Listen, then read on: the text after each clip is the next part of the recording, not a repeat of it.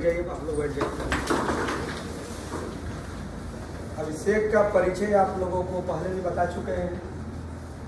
ये अभी है IIT रुड़की। कहाँ है? IIT रुड़की।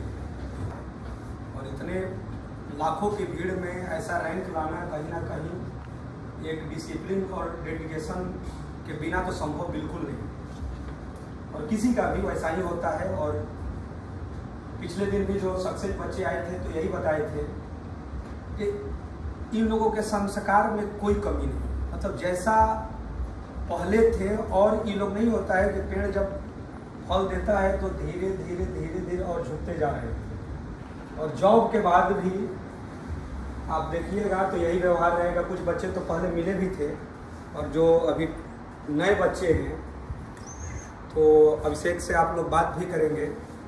और जो भी है सक्सेस के बारे में आप लोग जानेंगे भी कि जीवन में सक्सेस के लिए क्या ज़रूरी है। क्योंकि जब ये खुद वहाँ तक पहुँचा है तो आप बताएगा ही खुद कि आप लोगों के समय तो परेशानी है भी नहीं कोरोना पेंडेमिक का। इन लोगों के साथ तो एक दौर भी रहा था। किराए के मकान में परिवार जो है पूरा फैमिली लोग अभी भी रहता है लोग। लेकिन वो अब चीज़ें क्या होता है सक्सेस के बाद तो दिखाई देता है वो सब चीज़ें तो दूर हो गई। पिताजी समझिए कि ग्रामीण परिवेश में जो भी उस समय तो कोरोना में तो नौकरी भी चली गई थी। किसी प्राइवेट स्कूल में आप शिक्षक हैं तो कोरोना में तो क्लियर है कि नौकरी चली गई। किराए के मकान का साल भर से ऊपर का किराया 1-1.5 लाख रुपया किराया हो चुका था। उसके बाद भी इन बच्चों में इतना धैर्य था। यदि मान लीजिए कि माता पिता परेशान हैं तो बच्चों के पढ़ाई पर तो असर पड़ेगा ही कि भाई मेरे पिताजी कुछ फाइनेंशियल कंडीशन के चलते परेशान हैं। लेकिन इन लोगों के पढ़ाई में कोई अंतर नहीं हुआ। और बोला जाता है ना कि रैंकर्स हमेशा करेंट ईयर के बच्चे बन ही जाते हैं। इनकी बहन का भी जॉब हो गया तो एक साथ जब सुख आता है तो कंप्लीटली वो आ जाता है। बोलते हैं ना कि मेहनती जो है और जिसका नीयत और दिल साफ रहता है तो कहीं ना कहीं ईश्वर भी उसको मदद करते हैं। तो उस दिन भी मैं बस 2 मिनट आप लोगों को लूँगा और विवेक सर कुछ बताएंगे। उसके बाद अभिषेक के साथ आप लोगों को जितना देर समय देना होगा आप लोग बात कीजिएगा। एक छोटी सी बस स्टोरी आप लोगों को बताएंगे क्योंकि स्टूडेंट लाइफ में है तो जानना जरूरी ही है। क्योंकि कुछ बच्चे हैं जो अपने आप को धोखा देते हैं। वो ये नहीं है कि माता पिता को धोखा दे रहे हैं। और कुछ बच्चे जब अच्छे करते हैं तो अपना लाइफ बना रहे हैं। बस माता पिता खुश होंगे कि मेरा बच्चा जो है इस पोस्ट तक पहुंच गया। तो एक छोटी सी स्टोरी है कि एक बच्चा था और वो लगभग वो कहिए कि मतलब बहुत क्लास अनुपस्थित रहता था। मतलब उसके पास इरेगुलरिटी बहुत अधिक थी। समय पर वो क्लास नहीं आता था। रोज कुछ ना कुछ विलम्ब से क्लास आता था डेली। जब उससे पूछा जाता था कि भाई आप विलम्ब क्यों कर रहे हैं तो कुछ ना कुछ वो रीजन दे देता था। क्योंकि जब बहाने जो होते हैं वो इनफाइनाइट होते हैं। जो असफल, जिसको जीवन में असफल ही होना है तो उसके पास बहुत सारे बहाने हैं।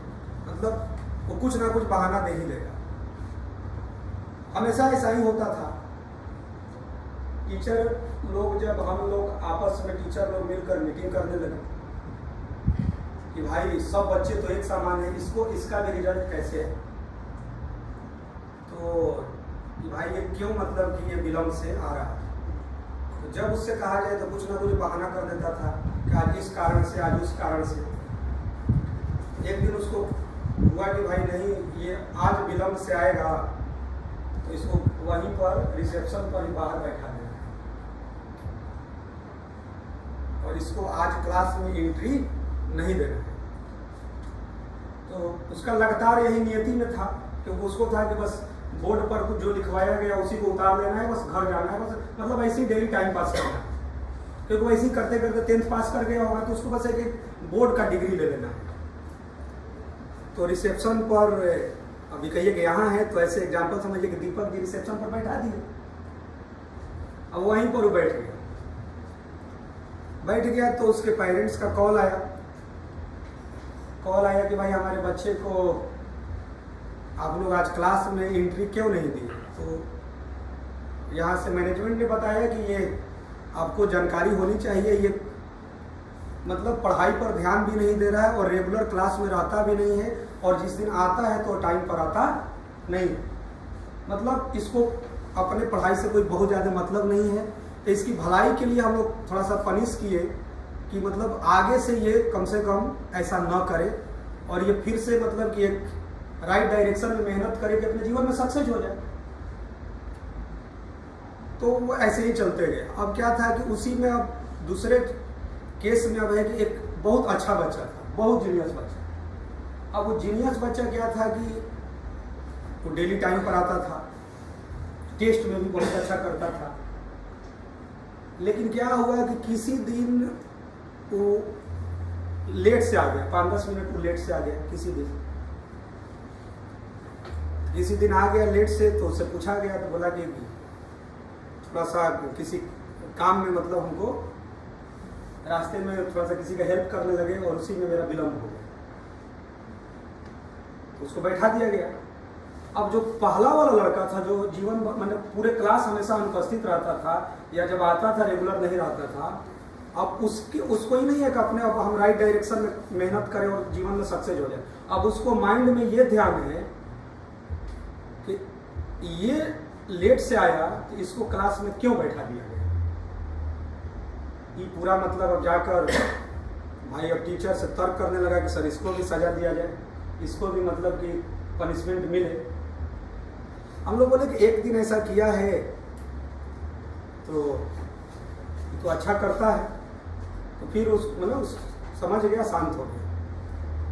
फिर क्या हुआ कि 15-20 दिन बीत गया तो फिर जो जीनियस बच्चा था वो तो हमेशा परफेक्ट था, टाइम पर आता ही था। 15-20 दिन के बाद फिर किसी कारणवश क्या हुआ कि फिर 5 मिनट लेट से क्लास में आया। फिर आया, फिर उससे पूछा गया क्यों भाई? तो बोला कि सर आ रहे थे रास्ते में लेकिन कुछ एक काम पड़ गया और उसी के चलते मेरा विलम्ब हो गया। अब उस लड़के को तो एक मुद्दा मिल गया, फिर उसको जो तेज बच्चा था उसको क्लास में बैठा दिया गया, क्योंकि उसका तो आदत में नहीं था, अचानक कभी उसके साथ ऐसा हुआ।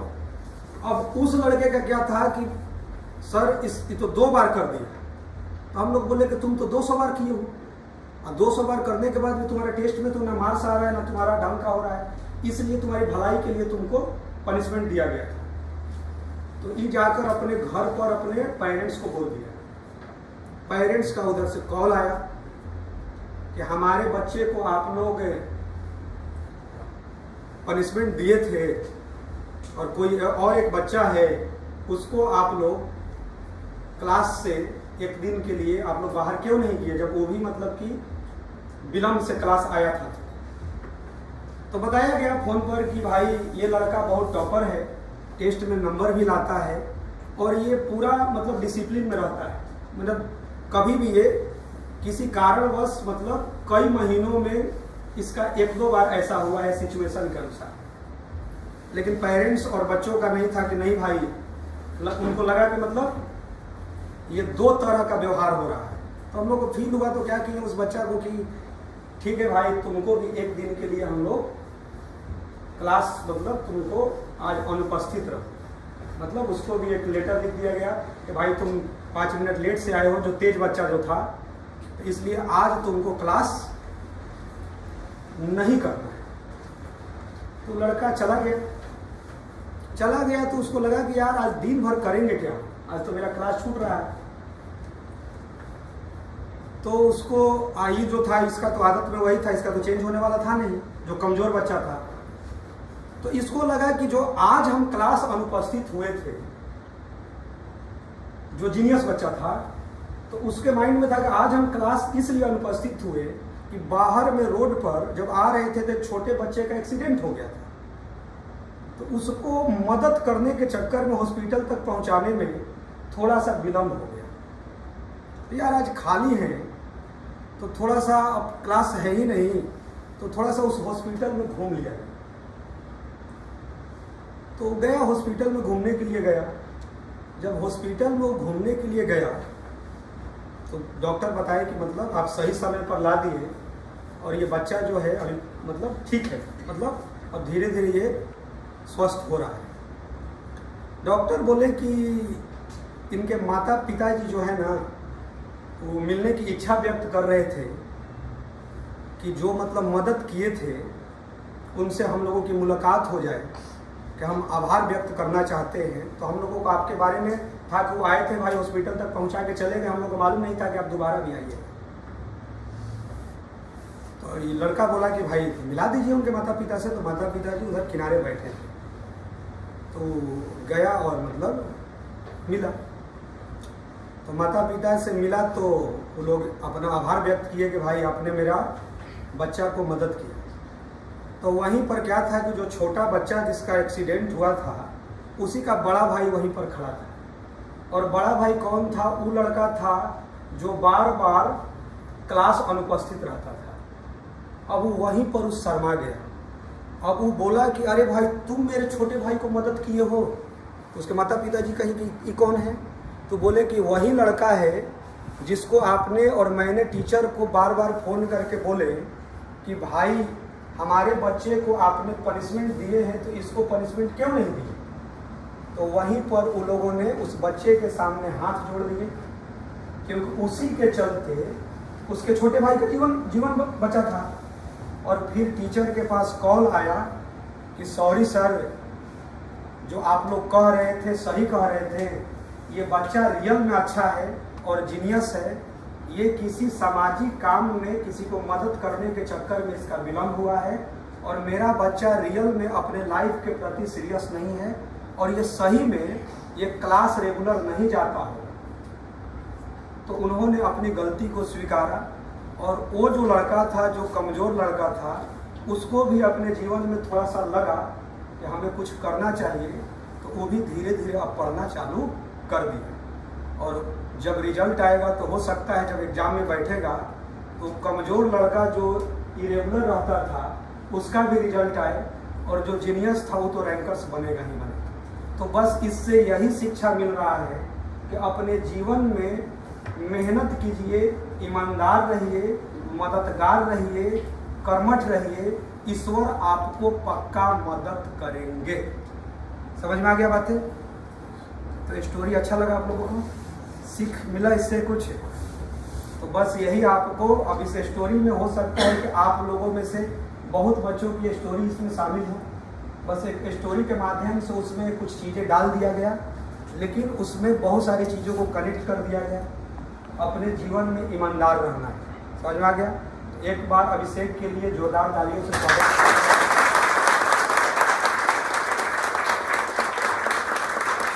तो अभी देखो 11th में तुम लोग को ज़्यादा से ज़्यादा 4 घंटा 5 घंटा एक दिन में क्लास चलता होगा, या कम भी चलता होगा, उससे भी कम चलता होगा। तो बहुत टाइम होता है, बहुत टाइम होता है।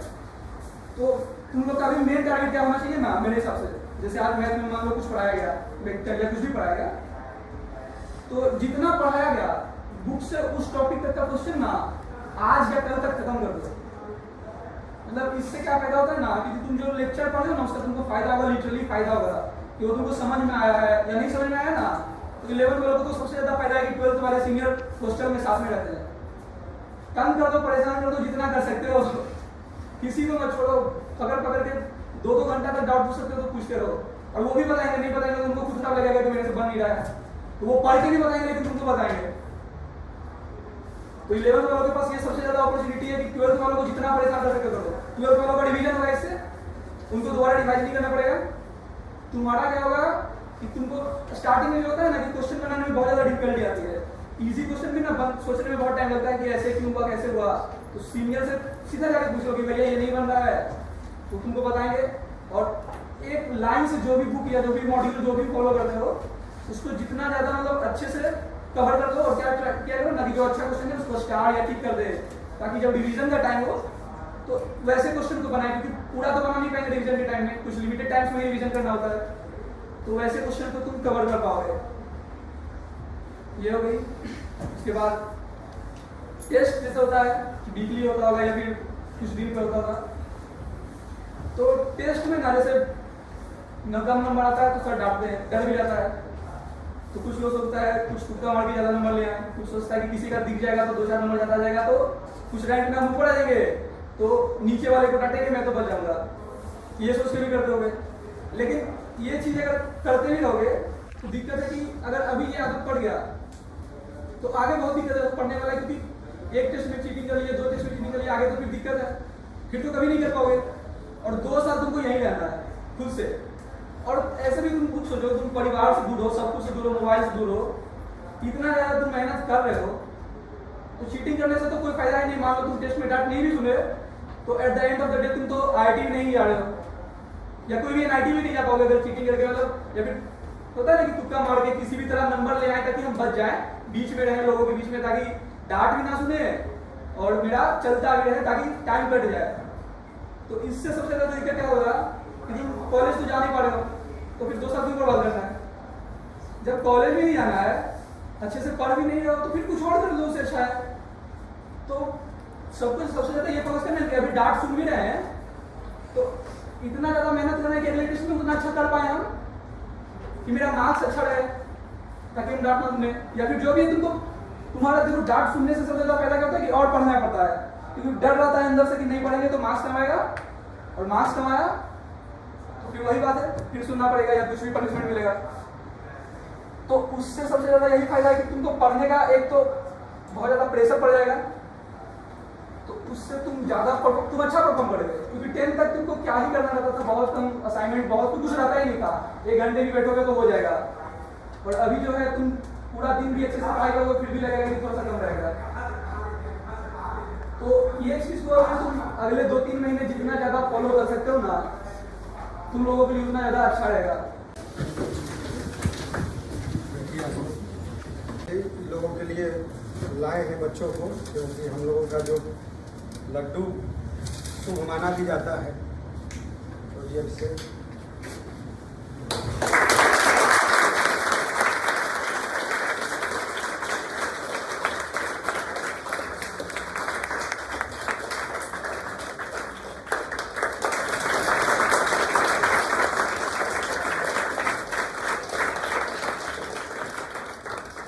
बच्चों को आने से आप लोग कुछ तो एनर्जी मिल रहा होगा, जोर से बोलिएगा तब ना, एनर्जी तो हो जाएगी। क्या इन्होंने सिखाया आपको? सिखाई कि बहुत ज़्यादा टेंशन नहीं लेना है, थोड़ा सा टेंशन लेना, मार्क्स नहीं आ रहे हैं तो उस पर थोड़ा फोकस करना है। 100% हम लोग को अपना हर एक टेस्ट में लेना चाहिए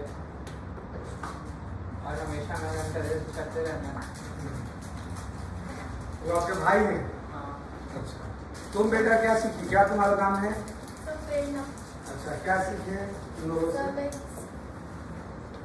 जो भी करना है बहुत अच्छे से और मेहनत करना है उस चीज़ पे। अगर जो चीज़ वीक है आपका तो उस पर ज़्यादा फोकस करना है एंड टेंशन नहीं लेना है किसी भी एग्ज़ाम्स और टेस्ट का। बहुत अच्छे से। पिंटू का ट्रेन है, उसको जाना है, तो जाते जाते 1-2 मिनट का कुछ तुम कुछ बताओ बच्चों को। लर्निंग एबिलिटी रखना, ठीक है। जैसे मान लो हर एक इंसान से ना कुछ सीखा जा सकता है। अगर कोई बंदा नीचे से भी टॉप आ रहा है तो उससे भी कुछ सीखा जा सकता है ना, तो हमेशा लर्निंग एबिलिटी रखना। जैसे मान लो तुमको 100% आ रहा था, वैसे कोई इंसान को 100% आता नहीं, तो मेनली क्या होता है, टॉपर लोग 100% तो ले आता है, मतलब 100% नहीं, पर हाँ वो टॉप कर जाता है। उसको क्या लगता है ना कि हाँ हम टॉप कर गए, मतलब हम ही एक मतलब हीरो है, ऐसा कुछ लगता है। लेकिन उसको ये नहीं पता कि यहीं से वो कम्पीट कर रहा है। अब उसको 12 लाख बच्चे से और कम्पीट करना है ना, तो मतलब अगर टॉप भी आ रहे हो और अगर मतलब कुछ ऐसा आ रहा है तो मतलब वो एटीट्यूड, मतलब वो होता नहीं, घमंड आ जाता है, वो आने मत देना कभी भी। वो मतलब होता है ना, मतलब सीखने वाला एबिलिटी रखना, लर्निंग एबिलिटी। कभी भी घमंड मत करना कि हाँ यार हम टॉप कर रहे हैं, कुछ भी कर रहे हैं, ऐसा वैसा कुछ मत लाना अपने अंदर यार, है ना।